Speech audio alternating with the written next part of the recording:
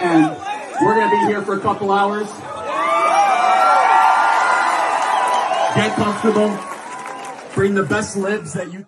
I still remember the last message from him, sent through Instagram on a quiet evening. It was simple. Something about a new project. His usual enthusiasm lighting up every word.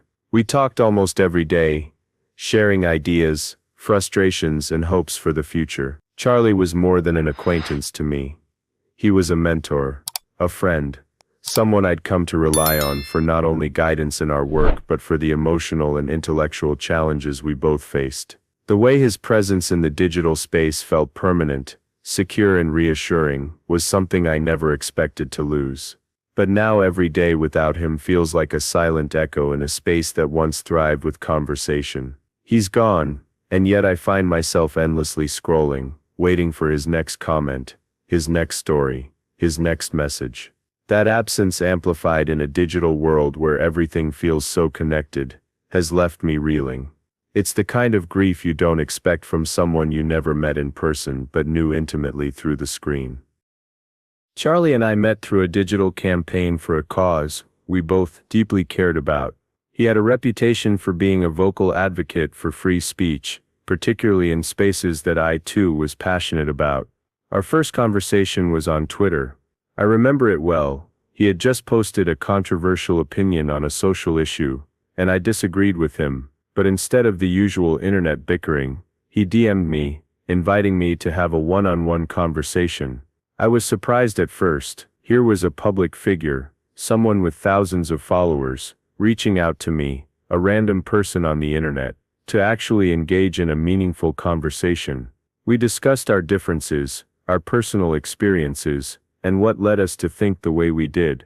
There was no animosity, no hostility, just two people connecting in a way that in today's social media age was rare. He had this uncanny ability to make you feel heard, to make you feel like your voice mattered. And it wasn't just our conversations that made him special. It was how he used his platform, his influence, to shed light on issues that otherwise went unnoticed. He had this knack for inspiring people to think beyond their own narrow perspectives, to look at the world through a more expansive, empathetic lens. His posts, his stories, always seemed to ignite something within me, a need to question, to grow, to better myself. But then everything changed. The digital world, where we once found solidarity, quickly turned into a void, a space filled with echoes of what was lost. And now, I sit here staring at his social media pages, the last remnants of his digital presence, feeling a loss that is as deep as any physical absence. You'd think that in today's connected world death would be less isolating. After all, we live our lives through screens, we share our thoughts and feelings, through posts and videos, we connect with the world through Wi-Fi and data. But when someone like Charlie is taken from us, we're left not just with the sadness of losing a friend, but with the confusion of a digital space, suddenly feeling cold and empty. It's not just that I miss his voice, or his messages, it's the way he made you feel connected to something larger, something greater than yourself. He taught me that we can find meaning in even the most mundane interactions, through a quick reply to a comment, a thoughtful post that sparks conversation, or even a simple like on a photo. All of those small digital moments were what made Charlie's presence in my life so significant, and now they feel like a vast emptiness that no amount of scrolling or messaging can fill. I've realized that Charlie's absence isn't just personal, it's felt across the digital community he built. There are thousands of us, friends, followers, fellow creators, who like me are now left without his guidance, without his wisdom. It's a strange kind of loss, one that leaves you yearning for a digital presence that can never be fully replaced.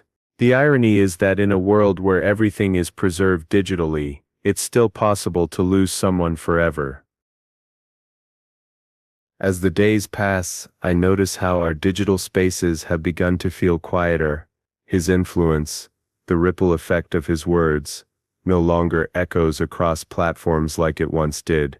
And in that silence, I begin to understand how vital his presence was, not just in my life, but to everyone who followed him, who listened to him, who found solace in his voice. His absence has created a void that's not easily filled.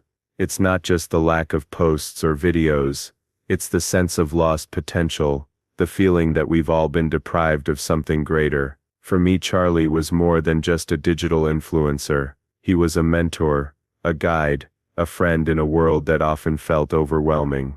His messages were more than just words, they were reminders to be kind, to seek truth, and to live with integrity. When he left, those messages became all the more precious, the memories of our conversations turning into cherished fragments of what once was. But here's the thing about digital spaces, they're not just about the content we create, they're about the connections we form. And Charlie, through his content, had this unique ability to forge real connections with people.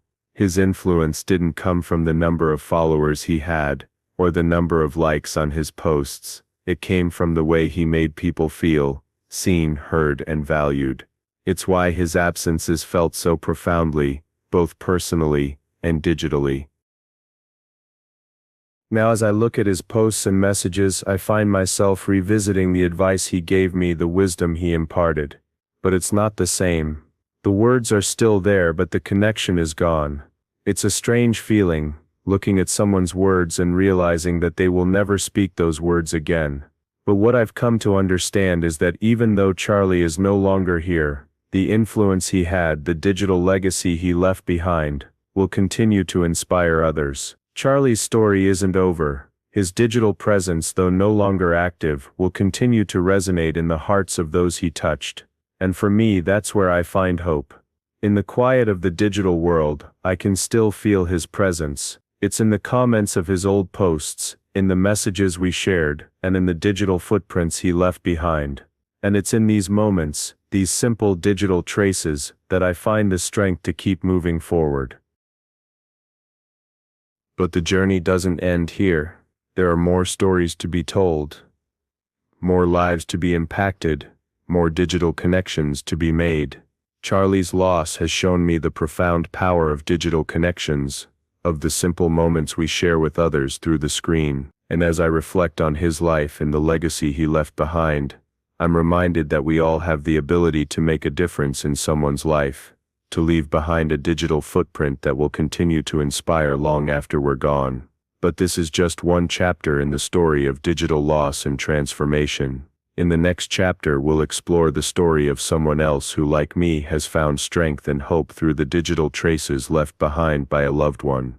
Stay tuned, and join me on this journey of healing, remembrance, and hope.